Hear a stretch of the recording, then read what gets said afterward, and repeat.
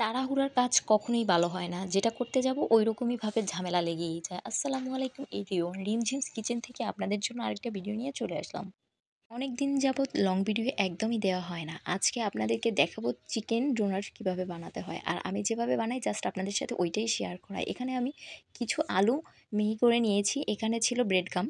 Bread গামটা হচ্ছে আমি bread একদম গুঁড়ো করে নিয়েছিলাম ব্লেন্ডারে। আর এখানে দিয়েছিলাম কিছু বিস্কুটের গুঁড়া। আর এখানে চিকেন সিদ্ধ করে একদম মিহি করে কেটে নিয়েছিলাম, যেটা হাতের সাহায্যে। এখানে একটা ডিম কুচি নিয়েছিলাম, ডিমটা সিদ্ধ করে।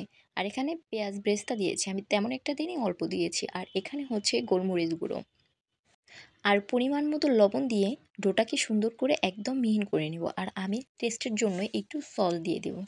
সসটা খেতে আলাদাভাবেও টেস্টি হয় আর দিলেও বেশি টেস্টি হয়, যাতে সসটা দেওয়া হয় ডোটা একদম সফট হয় আর যাতে ডোটা তৈরি করতে সুবিধা হয়, সেরকম টেস্টি হয়।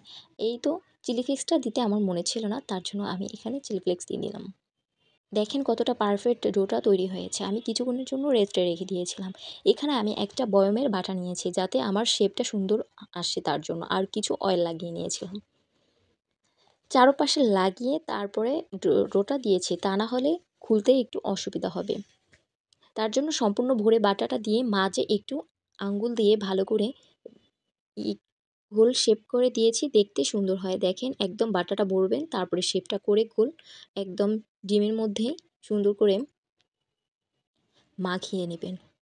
এখানে কিছু ব্রেড ক্রাম্ব ছিল, আমি এখানে বাজারের কেনা ব্রেড ক্রাম্বটা ইউজ করিনি। আমি বাজার থেকে ব্রেড কিনে এনে ব্লেন্ড করে সেটাকে প্রসেসিং করে তারপরে ইউজ করেছি। এটাও খেতে একদম অনেকটাই টেস্টি হয়। আমার ভিডিওটা ফলো করে আপনারাও এই রমজান মাসে বাসায় তৈরি করতে পারেন চিকেন ডোনার। দেখেন কতটা দেখতে লোভনীয় হয়েছে। আর এই চিকেন ডোনারটা খেতেও বাসায় অনেকটা বেশি টেস্টি হয়, একদম জাস্ট দোকানের মতো।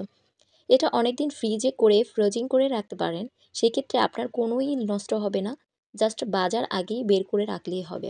দেখেন আমি আজকে রমজানের জন্য পুরা অনেকগুলা ডোনার তৈরি করে রেখেছিলাম, জাস্ট ফ্রোজিং করে রেখেছিলাম।